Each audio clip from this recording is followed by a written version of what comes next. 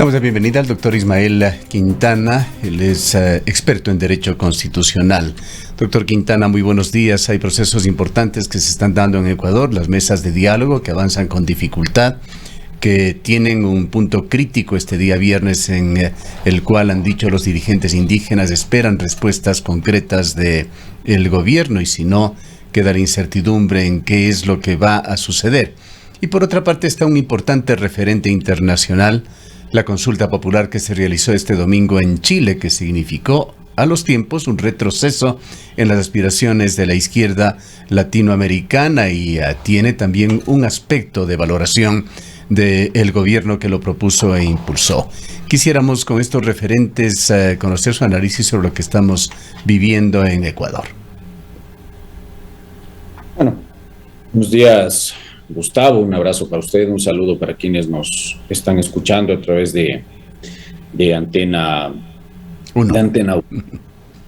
Bueno, sí, efectivamente, lo de Chile es un asunto que ya se veía venir, es decir, no es un resultado que sorprenda, ya las encuestas allá daban por ganador al voto del rechazo por sobre el apruebo y de largo, y eso finalmente ha terminado ocurriendo cuando se trató de hacer algo muy similar a lo que ocurrió acá en Montecristi en 2008, lo que ocurrió en Bolivia en 2009 y lo que ocurrió en Venezuela en 1999, es decir, imponer una especie de moda constitucional con ciertos aspectos que le son ajenos a la ciudadanía. De tal manera que en ese sentido me alegro de que la voluntad de la ciudadanía haya sido no fotocopiar normas constitucionales muy mal hechas como las nuestras, Bolivia, Venezuela, Ecuador, y que en todo caso o se dé paso a mantener la estabilidad de la Constitución de Chile, que ha funcionado bien, con errores y defectos desde 1980, o que en todo caso se abra paso a un nuevo proceso constituyente, pero esta vez sin tratar de imponer, como buscaba el ala de izquierda allá en Chile, una constitución que no iba, insisto, con las necesidades y las exigencias de la ciudadanía. Y claro, uno dice, ¿cómo traspolar eso acá? Bueno, claro que es un asunto que el gobierno debe ver con atención y mirarse en esos espejos, porque las consultas populares a nivel general en América Latina, y Ecuador no es la excepción, terminan siendo una especie de referendos que ratifican o no la gestión de un gobierno. Eso le ha pasado al presidente Boric, que se abanderó de este texto constitucional, pese a que él no fue quien promovió la convocatoria a esta Asamblea Constituyente en Chile, pero le ha afectado a él, y le ha afectado de tal manera que incluso ha tenido que hacer cambios o anuncia que va a hacer cambios en su gabinete. Eso debería analizar el presidente Lasso, que desde hace, creo que es casi un mes, viene semana tras semana anunciando que va a presentar el pliego de preguntas de una supuesta consulta popular a la Corte para el dictamen previo. Se decía que era a mediados de agosto, no ocurrió, luego se dijo los primeros días de septiembre, tampoco ha ocurrido. Ahora se dice que será hasta fines de esta semana, veremos si eso se da. En todo caso, evidentemente las cifras en encuestas dan muestra de que hay más de un 80% de la población que califica como mala y muy mala la gestión del presidente de la República. No es una invención mía, yo ayer acababa de ver una de esas encuestas. Probablemente entre encuesta y encuesta difieran, usted sabe que esas encuestadoras también obedecen a ciertos intereses, pero digamos, la aceptación del presidente de la República no es la mejor, y eso le pudiese pasar una factura muy grande en el evento que se decida la convocatoria a una consulta popular. Y eso que no le estoy hablando de un proceso constituyente profundo como el de Chile, sino de una consulta popular de carácter plebiscitario o de una consulta popular para enmendar o para reformar parcialmente la Constitución. ¿Le dan los números al presidente Lasso? Difícilmente. Doctor Quintana, muy buenos días. Efectivamente, el rechazo al presidente de la República se ha agudizado. Usted se refirió a las últimas encuestas de perfiles de opinión que circularon el día de ayer. Un 56.10% califica de mala la gestión y de muy mala un 25.76%. Ahora, ¿esto cuánto puede efectivamente incidir en una consulta popular? Es evidente que va a tener algún impacto, no obstante, ¿cuánto podrían pesar definitivamente las preguntas? Si pensamos en lo que ocurrió recientemente en Chile, el rechazo no es a tener una nueva constitución. Un 80% de los chilenos dijeron que querían una nueva constitución. El rechazo fue al texto, tal y como está concebida la propuesta de nueva constitución ahora. Pensando en este planteamiento, va a depender también lo que plantee, lo que proponga el presidente de la República. Habla de algunas preguntas de referéndum, al parecer la mayoría, y una o dos de consulta popular. A ver, habrá que ver. Lo único que sabemos a ciencia cierta, porque yo honestamente le debo comentar, no entiendo cuál es el misterio de hacer público el contenido de las preguntas, así sea un borrador. Ahora sí podemos aceptar que sea un borrador, no como ese decreto ejecutivo en las épocas del paro.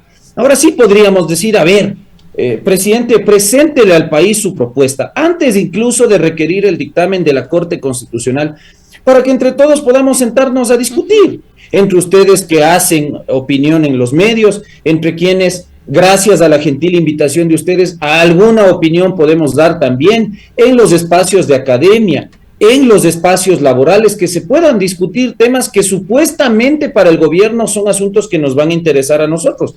Conocemos que son al menos 3 ejes, ¿no es cierto? El uno tendría que ver con asuntos relativos a la seguridad interna, otros aspectos relativos a la institucionalidad, y se habla, acabé de escucharle al caballero que de ministro de gobierno, que dice que serán también un par de preguntas sobre economía. Bueno, yo francamente no entiendo. ¿Para qué entonces vamos a las urnas cada 4 años, votamos por un plan de gobierno y votamos por un candidato para presidente de la República? Porque que dejen en manos de la ciudadanía aspectos como el manejo de la política económica o el manejo de la política de seguridad interna y orden público, que son competencias constitucionales del presidente de la República. Bueno, entonces, mejor, ¿por qué no nos pagan a nosotros el sueldo que recibe el secretario de Seguridad Pública, el ministro de Gobierno, ¿no es cierto? Y el ministro de Economía y todos los que tienen que ver con esa área, porque si nosotros les vamos a dar dictando a ellos las políticas que tienen que aplicar, bueno, entonces, francamente no entiendo para qué hay gobierno. Pero bueno, no entiendo entonces el misterio de hacer público esto. Y se habla de institucionalidad. El problema es que Ecuador, por donde aplasta a usted le sale pus institucional. No funciona la función de transparencia y control social, no camina la Asamblea Nacional, problemas evidentes en la función judicial con un Consejo de la Judicatura que está podrido, problemas en la función electoral, evidentemente hay cuestionamientos también a ciertos funcionarios del Poder Ejecutivo. Entonces, presidente, díganos, ¿cuáles son los problemas institucionales que hay que resolver? ¿Cuál es el problema? ¿El Consejo de Participación Ciudadana? ¿El Consejo de la Judicatura? ¿Que la Asamblea sea monocameral y no bicameral? Bueno, no entiendo. O sea, insisto, ¿cuál es el secretismo de decir esto es lo que yo le quiero preguntar? ¿Ya? Y construyamos entre todos un proyecto de consulta popular de reformas constitucionales. Ahora, doctor Quintana, que pasen el tamiz de la Corte Constitucional. De alguna manera... Ya concluyo, don Gustavo. Se especulan preguntas que ya han sido dictaminadas previamente en otros casos por la Corte Constitucional. Si la estrategia del presidente es preguntar tonterías que se sabe que la Corte las va a rechazar con la sola finalidad de decir yo quise consultar pero la Corte no me dio chance, bueno, estamos jugando a la consulta popular. De alguna manera, doctor Quintana, el gobierno no, más que cedido, no ha perdido control en ciertos temas, que usted tiene razón, son temas que debería dirimirlos, decidir exclusivamente el Ejecutivo.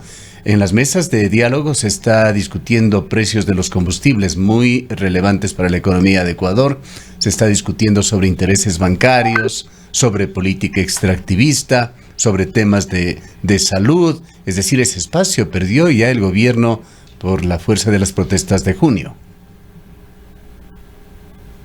A ver, este es otro tema que yo francamente no entiendo y perdóneme que usted empezó esta conversación con ese aspecto y por alargarme en el tema de la consulta popular, dejé de lado el asunto de las famosas mesas de diálogo.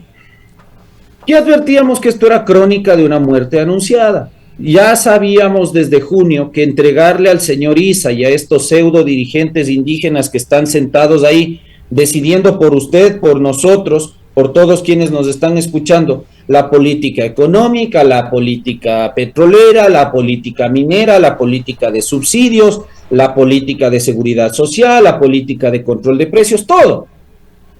Cuando terminó el paro con esta, entre comillas, firma del Acta de la Paz, muchos dijimos, el presidente no ha firmado ningún acta de paz, ha firmado un acta de rendición. Perdón que suene tan belicista con esta cuestión, un acta de rendición. Y el resultado está saltando a la vista después de 2 o 3 meses en los cuales, más allá de que el gobierno ha decidido condonar deudas con la banca pública a estos dirigentes y a sus agremiados de los movimientos indígenas, no se ha avanzado en nada más. Y por eso usted ahora ve a un Leonidas Issa, que tiene patente de corso para decir que si es que no se hace lo que él quiere, si es que el gobierno no se somete a sus designios o a sus chantajes, volverá otro octubre de 2019 o tal vez otro junio de 2022 y con mucha más fuerza. Eso es lo que acaban de decir la semana anterior. Si no hacen lo que yo quiero, les armo nuevamente la bronca. Si es que esto llega a pasar, que ojalá no se produzca, pero si es que esto llega a pasar el siguiente mes, que coincidencialmente sería octubre, vea, don Gustavo, esto es culpa del presidente Lasso, responsabilidad de él, de haberse rendido ante un personaje que hoy debería estar, perdón que se lo diga, siendo procesado penalmente y cuando no con una prisión preventiva, y que se da el lujo de amenazar al Estado, a la democracia y al gobierno cuando no se hace lo que él quiere. Perdón, pero si es que yo el día de mañana voy a un banco y pido un préstamo hipotecario y por A o B circunstancias no puedo cumplir con esa obligación, ¿qué me puede hacer a mí ese banco? Evidentemente me va a perseguir el cobro de esa obligación. Y si es que no puedo entregar dinero, se van a embargar mis bienes para satisfacer esa obligación. Le digo esto porque ese es un ejemplo de lo que está haciendo el movimiento indígena y lo que está permitiendo el gobierno que está con recursos públicos. ¿Cómo es esto de que un dirigente o un integrante en un pueblo, comunidad o nacionalidad saca un crédito en banca pública y resulta que no lo puede pagar o no lo quiere pagar? Y esa es una de las exigencias de agenda del señor Issa. Entonces resulta que tenemos nosotros también que condonar deudas, que seguir subsidiando combustibles, que encima de todo renunciar el presidente Lasso a la política minera, a la política hidrocarburífera, porque al señor Issa se le ocurre. Entonces, perdón, si es que se reproduce el escenario de octubre de 2019, eso, doctor Quintana, perdóneme la interrupción, doctor Quintana, ¿no sería eso una aberración del tipo que advertían en Chile de esto de la plurinacionalidad? Es decir, que ciertos grupos ecuatorianos adquieren derechos que el resto no los tiene. Pero es que este no es un tema de plurinacionalidad, eso es una novelería y una torpeza constitucional. Eso estoy indicando, una aberración de estos temas. No se aprobó en Chile, porque lamentablemente la metieron en la Constitución de Montecristi acá en Ecuador. Ahora, claro, a pretexto de plurinacionalidad, de etnicidad, ¿no es cierto?, de derechos colectivos, parece que acá el movimiento indígena lo que está pretendiendo, y que gracias a Dios en Chile no se va a dar, al menos no por ahora, es crear un ordenamiento jurídico paralelo, es decir, repúblicas paralelas a la gran república nacional que se llama Ecuador. Entonces para ellos hay una justicia indígena, entonces para ellos hay agendas políticas que se deben aplicar e imponer por sobre la agenda de gobierno que ganó legítima y democráticamente en urnas, porque Issa jamás ha sido candidato a nada y su plan de gobierno que no existe tampoco ganó en urnas. Yo voté por un plan de gobierno que no es el que se está aplicando ahora, porque el presidente Lasso está dando patente de corso para que esta gente haga lo que se le viene en gana. Entonces sí, este famoso temita de la plurinacionalidad, de los derechos colectivos, está dando pie para que a pretexto de aquello, pues los movimientos indígenas crean que acá hay una especie de ordenamiento jurídico paralelo que se aplica exclusivamente para ellos y que el resto, allá nos freguemos, porque si no se impone lo que ellos quieren, el día de mañana caos, vandalismo, destrucción y beligerancia. Ahora, ¿no? este comportamiento un tanto anacrónico, doctor Quintana, no viene también de ciertos antecedentes históricos de Ecuador. Recordemos los feriados bancarios, en los cuales se perdonó no créditos de $10,000, millonarios créditos a banqueros ecuatorianos. A ver, espérenme un segundito, ya. Yo le insisto, si es que entonces esa va a ser la política crediticia y financiera que se nos aplique a todos, pues. Yo también tengo obligaciones que cumplir de carácter económico, entonces yo también, ¿por qué no me paro allá y amenazo con tumbar un gobierno para que el día de mañana la banca pública o la banca privada, porque se pretendía eso en un inicio también, condone deudas? De tal manera que perdón, si esa va a ser la agenda de los diálogos, no se va a llegar a ningún acuerdo y ojalá no. Efectivamente, doctor Quintana, ha habido esta condonación de deudas en el gobierno de Correa al sector empresarial, en el propio gobierno de Lenín Moreno también la condonación de deudas, pero quizás yendo más allá y no quedándonos en este tema puntual, debería preocuparnos. Perdón que se lo diga, usted está confundiendo, ¿ya?, lo que ocurre con la política tributaria cuando hay condonación de obligaciones tributarias o remisión de obligaciones tributarias, que no significa que usted no paga la obligación tributaria por si acaso. Bueno, se condonó, no es que se iba a pagar, no se pagó, hubo una condonación, eso quedó clarísimo. No, entonces usted, vea, perdón, si usted es la abogada, entonces entrevistas y preguntes usted. Pero bueno, sin quedarnos en temas puntuales, doctor Quintana. Lo que se hizo es que se pague la deuda. No. Es que usted, no los intereses. Cosas que no son. Perdón que me moleste un poco porque eso no es así. Cuando uno habla de una condonación tributaria no significa que usted no paga el impuesto. Paga el impuesto, pero no paga los intereses. No es lo mismo que está pasando acá con ISA, que es lo que se le está perdonando el total de una deuda. Eso es la diferencia. ¿Ya?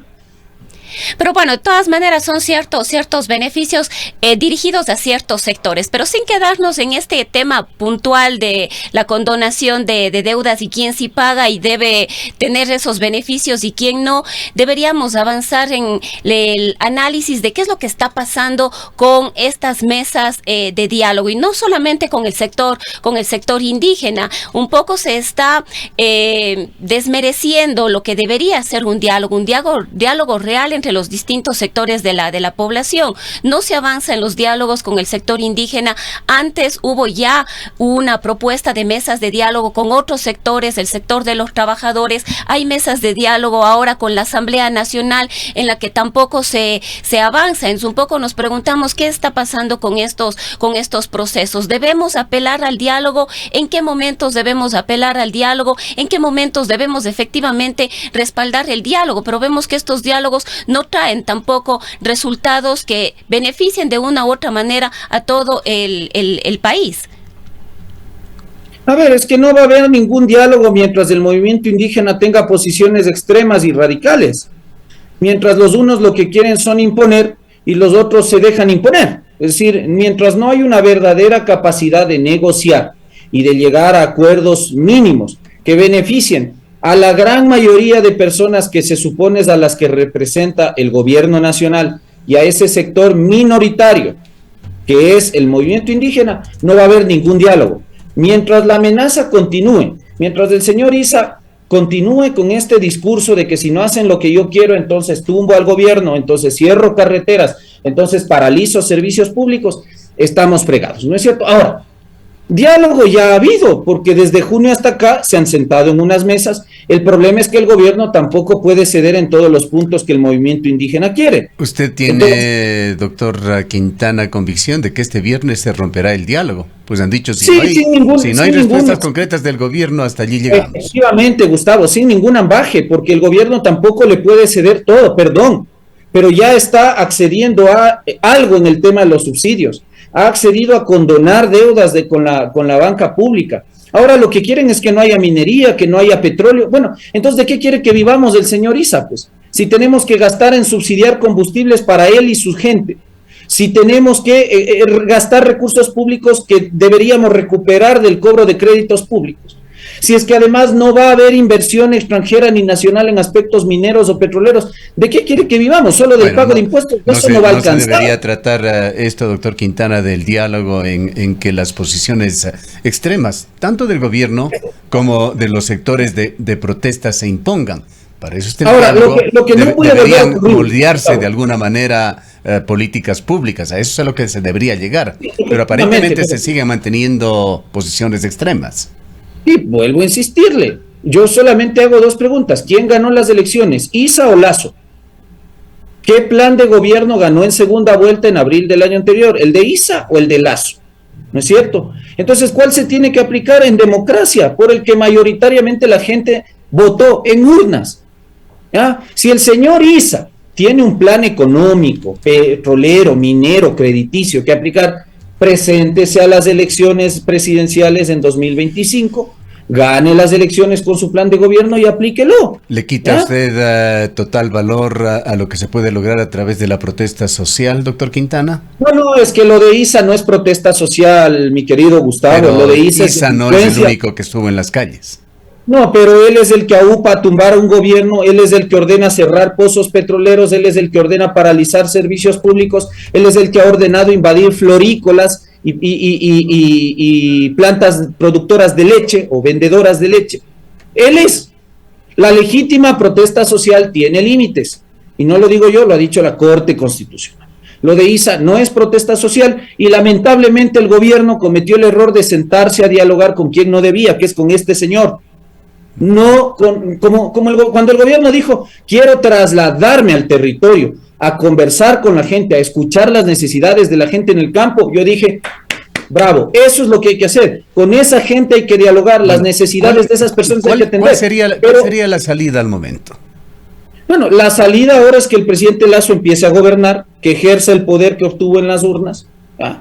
Que si es que el señor Issa amenaza con alterar la democracia y la estabilidad, el señor Issa sea procesado y la Policía Nacional y las Fuerzas Armadas apliquen sus facultades constitucionales para restablecer el orden si es que se llegase a amenazar esa estabilidad, y que el gobierno empiece a escuchar a la gente, es decir, que salga de esa burbuja de creer que esto es de sentarse con el señor de la Fenocin, con este caballero Issa, y que hay muchas más necesidades de la población indígena y de los colectivos que necesitan ser escuchadas y atendidas. Y para eso el presidente tiene un equipo, un gabinete, ministros, secretarios, viceministros, que deberían estar trasladándose a los territorios para escuchar y atender las necesidades reales de la gente en el campo. Usted mismo ha calificado tantas veces con deficiente, a malo, a pésimo, a la actuación de los operadores políticos del gobierno. ¿Con quién va a lograr esto el señor Lasso? Sí, pero efectivamente, usted lo ha dicho con toda razón. O sea, si el presidente sigue teniendo gente que en lugar de aconsejarle le hace quedar mal y le hace meterlas de andar, bueno, eso ya es entera responsabilidad del jefe del Estado, ¿no? Si es que sigue con este ministro de gobierno, si es que su consejero presidencial sigue metiéndolas de andar en otras funciones del poder del Estado, si es que este es el círculo cercano que le susurra al oído al presidente de la República, bueno, don Gustavo, el resultado... El tiempo se nos va agotando, doctor Quintana. En todo caso, lo que vemos es una muy difícil encrucijada. No sabemos por dónde se va a salir de esto. Quisiera hacer una pregunta final, apartándonos un poquito de los temas de consulta popular, de las mesas de diálogo. ¿Cómo vio usted esa actuación de Virgilio Saquicela en términos de legitimidad de guardarse bajo la manga ese as de la reconsideración en el juicio del Consejo de la Judicatura? Bueno, no se ha guardado nada el presidente de la Asamblea Nacional. La reconsideración es una figura que existe desde 2009 en la Ley Orgánica de la Función Legislativa. Se la ha usado en más de una ocasión. De hecho, en materia de juicios políticos ya ocurrió en 2019 con la exministra de Salud, Verónica Espinosa, donde no se obtuvo el quórum constitucional necesario, y con la reconsideración sí se lo obtuvo y se la censuró. Es decir, el día que se termina la votación por el caso del Consejo de la Judicatura, nadie pidió la reconsideración ni del un lado ni del otro. Entendíamos que se había solicitado, pero se hizo de oídos sordos, doctor Quintana. Yo no he visto un documento formal, porque eso hay que presentar esa moción por escrito para que el presidente dé paso a la votación de la moción de reconsideración. Eso no ha ocurrido, o yo no he visto. y el presidente ha clausurado la sesión. En la siguiente sesión habrá que ver si es que alguien mociona la reconsideración, tendría que aprobarse con mayoría absoluta de votos esa reconsideración o la moción para reconsiderar y luego entrar a reconsiderar y veremos si es que hay los 5 votos que faltan para la censura y destitución de los vocales del Consejo de la Judicatura. Si es que eso no pasa, igual hay causa para volver a presentar otra petición de juicio político, ahora sí por temas más graves como los audios que suponen una evidente injerencia de estos vocales en la toma de decisiones judiciales, como ocurrió con el caso de la acción de protección de Guadalupe Llori, ¿no? ¿Usted está de acuerdo con lo que señalan, creo que el 100% de analistas sobre este tema, que lo que está de por medio allí en este juicio a los del Consejo de la Judicatura, de parte y parte de los distintos actores, gobierno como oposición, está el del control de la justicia en el Ecuador? Yo creo que es una pelea de bandos polarizados entre quienes sostienen eso, que son evidentemente el lado del gobierno, que indican que el Consejo de la Judicatura estaría por ser cooptado por el Partido Social Cristiano y el correísmo, y del otro lado también acusan al gobierno de que evidentemente hay un intento de salvar a estos vocales porque ellos están sometidos, y creo que eso es evidente a los designios del momento político y del gobierno de turno. Es decir, esto se trata en blanco y negro de una pelea entre agrupaciones políticas por ver quién controla el Consejo de la Judicatura. Lo cierto es que ninguno de los dos podría hacerse, es decir, se miente cuando se dice que el correísmo y el socialcristianismo se quieren tomar la función judicial, porque los vocales que asumirían el cargo en calidad de titulares, que son ahora los suplentes, fueron designados por el Consejo de Participación Ciudadana Transitorio, y el Código de la Función Judicial es explícito en eso. Asumen ante ausencia definitiva los alternos, los vocales suplentes, y esos ya fueron nombrados por el Consejo Transitorio, de tal manera que la terna de la justicia es mentira. ¿Y la terna del presidente de la Corte Nacional de Justicia? Conforme el 179 de la Constitución, es clarísimo, el Consejo de la Judicatura tiene que ser presidido por el delegado de la Corte Nacional de Justicia. El presidente de la Corte ha enviado 2 ternas, no solo una, y al Consejo de Participación Ciudadana no se le da la gana de dar trámite, y no al Consejo, sino al presidente Hernán Ulloa, no se le da la gana de dar trámite a la terna y de designar. Vea, la norma es clara.